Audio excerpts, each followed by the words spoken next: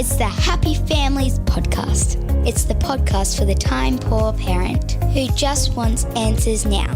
Hello, this is Dr. Justin Coulson, the founder of happyfamilies.com.au and the parenting expert on the amazing hit TV show that hopefully you've been getting a big dose of over the last couple of days on Channel 9. It's called Parental Guidance. If you haven't checked it out and you are in Australia, you can see it on Catch Up on the 9 Now app or on your TV with Catch Up TV. If you're overseas, we're doing our very best to give you a good sense of what's going on by playing lots of audio, by providing a whole lot of additional context so that it all makes sense. Today, because there was so much that happened in episodes 1 and 2, and because episode 3 isn't until next week, Kylie, you and I are going to dissect and pull apart a handful of other things that we just didn't get to talk about over the last 2 days because it's an action-packed show. Okay, well, we've got lots to talk about. So much. I can see 4 points on your page. Yeah, and you've got like 12 on yours, so dive into it. Where do you want to start? Let's start with the lighthouse parents and letting their kids swim between the flags while they sit on the deck at their house. We are literally on the beach, so the beach has become our backyard. Jace, can you see the kids? Let's go for a swim. They're between the flags, it's okay. We are outnumbered, so we can't focus all our attention on each individual kid, which means we have to let the other kids have their own freedom and their own space. So we're happy for the 2 older ones to go swimming by themselves. Okay, so this blew up. This blew up on social media. This blew up in the room. This blew up. Even when we'd finished filming, I walked out of the studio and Ali came chasing after me saying, we need to talk about this. This is not okay. Are you okay with what just happened? Are you okay with what we just saw? Like this was a big moment. And I have to be really clear, like I was yesterday with David and Tensi, the Outback parents, Sammy and Jason, I mean, you can tell by the way they've raised those kids. They are a great family. But this thing just went nuts. You know what stands out to me the most, the more I watch this, is just the fact that everyone has an opinion yes. about how you do things. Everything. Like everything. I know. You're either too soft, you're too hard, you're too liberal, you're too present, you're too absent, you're too controlling, you're too lax. Everyone has an opinion. Yeah. Yep. And so we're adding to that because we have an opinion. We have opinions too. But it's no wonder as parents we're so hard on ourselves. Yeah. Oh, yeah. Because everywhere we turn, somebody's got an opinion about how we're doing it and whether we're doing it right or wrong. I need to talk about this swimming issue. Now, this is not a parenting issue. Okay, this is just a life thing. When it comes to kids and water safety, we have got to be present. There has to be context. Right. We're having a conversation about a 9-year-old and a 6-year-old taking her 6-year-old brother into the ocean unattended. Okay, so context. They're strong swimmers. They've done nippers. They're familiar with the ocean. Pepper was amazing. She read. Mum and Dad have stood there next to the sign and said, what are we up against? How big's the surf? Which way No, is they this? didn't stand. Pepper literally read it on her own. Which direction? It's going this way. So current's going from south to north. Let's go. That's right. Tell me, Jason, she right there. deciphered it. Yes. Like she The surf's absolutely going knew this where way, the current this way. was, Yep. where she needed to go, where was safe. Yep. Like she is savvy. Right. And then they're in the water and they're in the flags. I'm sure that every surf lifesaver around Australia just threw their hands up and said, we're not the babysitters. I'm sure that happened. You were saying context 9 and 6-year-old, but I just wanted to highlight that 9-year-old has been given a really thorough understanding of how the ocean works, but is it enough? We have a family friend who as a young child was in the bath with his younger brother who, while they were playing, hit his head on the water spout. So they were just 2 little kids. 2 little kids just playing, hit his head on the water spout, went under and drowned. And that family friend has lived his entire life feeling he was responsible for his, I'm going to cry, for his younger brother's death. Yeah. But it was not his responsibility. And so Pepper is this amazing kid. I can see, like, just spot on. She is mature. She gets it. And she is brilliant.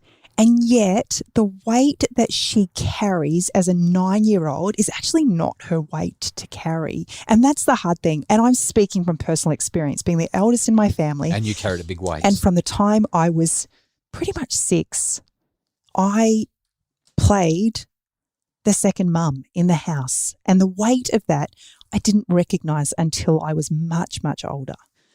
It is a heavy burden to place on a child. And so where do you draw the line in helping your children to be responsible and to learn autonomy and independence without placing that level of burden?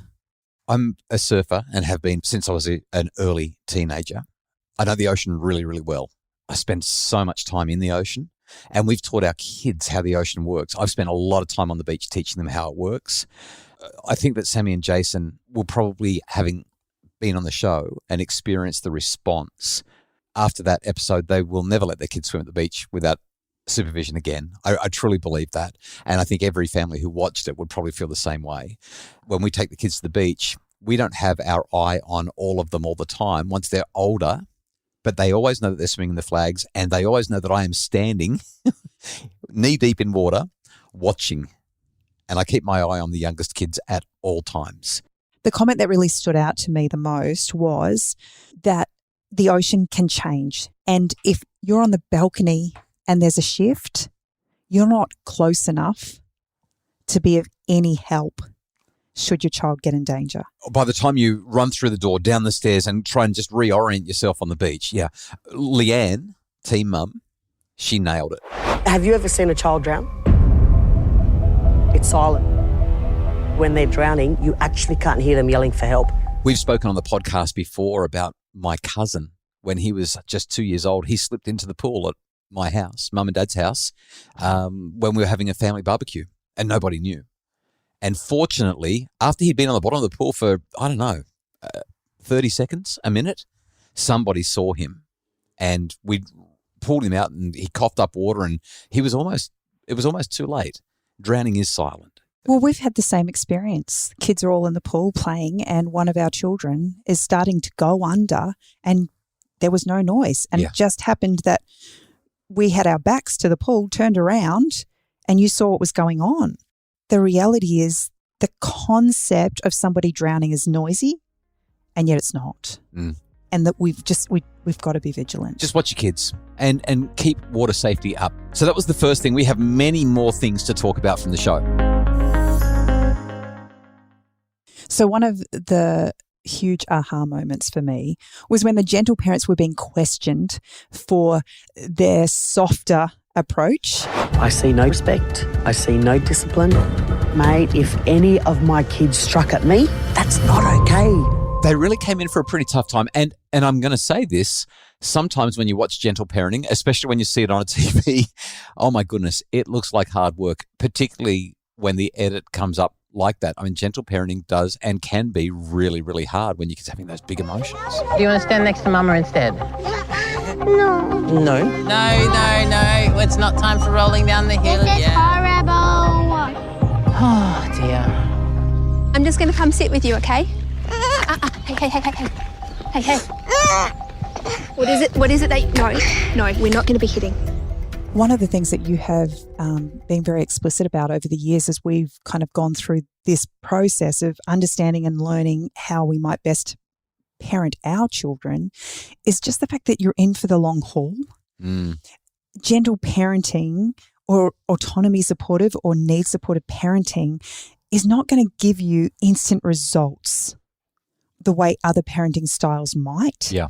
And as a result, like you said, the gentle parents are really coming across at times as being too soft. The photographer's there for you. Yeah, absolutely. Right? So in that situation, it's time for the kids to behave so the photographer can get his work done and you can move on with the day. There was a moment in the show where they shared this. Family is everything to us. Would you like to sit and have a cuddle? So we had a really difficult start to our family. Our first child, Ariella, died just before she was born. And it was unexpected, it was unexplained, and it's pretty much impacted everything. Having experienced the death of a child, we might say, I can't imagine my life without you, but actually we can, and it's a pretty horrid place. So. It changes everything. It literally changes everything. You're making me all weepy. you go from feeling frustrated because you're up again for the 15th time in the night because your child won't sleep, to the realization that these parents have experienced wanting desperately to wake up to a child that isn't there. Just so hard. So the thing that stands out to me the most is we have no idea in any given moment what any parent is carrying or dealing with in their life. And we just need to be softer on each other. Yeah, less judgment. Like so much softer on each other. Other things to talk about from the show, a handful of other things that popped up. We didn't talk about this yesterday with the Outback parents and the Face Your Fears and the lack of emotion coaching. Yeah. When they had the little guy who just did not want to jump off that high place. The reason we didn't talk about it, and we got some correspondence about it, which is why I'm just addressing it quickly here. We didn't talk about it because next week in episode 3, we are going to talk about it big time. It's going to be a really, really big part of what's coming because they're not the only family that struggle with it. And we want to really dive into the nitty-gritty of this. Come on, we're going to do it now. No. Yep. No more. The lack of emotion coaching gives me the real old school parenting vibes. Right. It's how I was brought up, and I'm sure that my parents were brought up like that, and so were their parents. Yep. You know, just that whole sense of let's just get on with things. We don't need to deal with this. Stop crying. So I'm looking forward to our conversation next week. It's going to be such a good conversation. Like truly, it's one of my favourite parts from the entire series, and it's happening next week. Other observations. I mean, there was this from the Outback parents. Some people don't like smacking. But if we have to, then we won't hesitate to give the boys a smack. What's a good smack? One that you can hear and feel. Yeah. Ouch. Do you mean because of the smack or because of the comment? Or both. Yeah, I know. So I think my parents would have said with a wooden spoon, but... Yeah, I made it really clear in season 1. To be honest, maybe I took too long to say it in season 2 when we did all the filming for it. But if it didn't come out clearly enough in the episode, let me say it really clearly now. There is not a little bit, not any evidence at all that there are short-term or long-term benefits to smacking your kids. You don't need to smack your kids. There's no reason for smacking your kids. The research all points away from smacking your kids. I will never, ever, ever endorse smacking of kids. I reject it fundamentally and entirely. If you've done it, I'm not putting the guilt trip on you. Everyone makes mistakes. That's parenting. It's really hard, but we've got to do better. We've got to stop smacking our kids. 65 countries or more now around the world have banned smacking of kids. We are not doing it yet. We're not there yet, but we need to be. We've got to find better ways to deal with challenging situations other than whacking the kids. It's one thing to slip up from time to time because we're all human. We're all human. Yeah. It's another thing to believe that this is an appropriate way. Not just appropriate, but necessary. Yeah. Okay. Well, that's everything that's on my list. Do you feel like we've covered what's on yours, or do you? I think we've done a great job. Oh, it's such a great show. Next week, Parental Guidance returns to Channel 9. For those of you who are in Australia, you can check it out Monday night and Tuesday night at 7:30, or you can catch up on the 9 Now app. If you're overseas, we're doing our best to get you as much information about it as we can because it's an absolute cracker of a show that makes us really think about our parenting and how we can be better mums, dads, carers, grandparents, the whole lot. We are so grateful for the incredible work of the marvellous Justin Roulon from Bridge Media, who is doing just an amazing job with the production this week of the podcast. Thank you, JR, for what you're doing. Craig Bruce is our executive producer. And if you want more information about parental guidance, just find it on the Channel 9 website. Well, if you're enjoying the show, let us know. Oh, let us know. Podcasts at happyfamilies.com.au. Yeah, we really want your feedback. Let us know what you think about the show, about the podcast, and check out more at our Facebook page, Dr. Justin Coulson's Happy Families.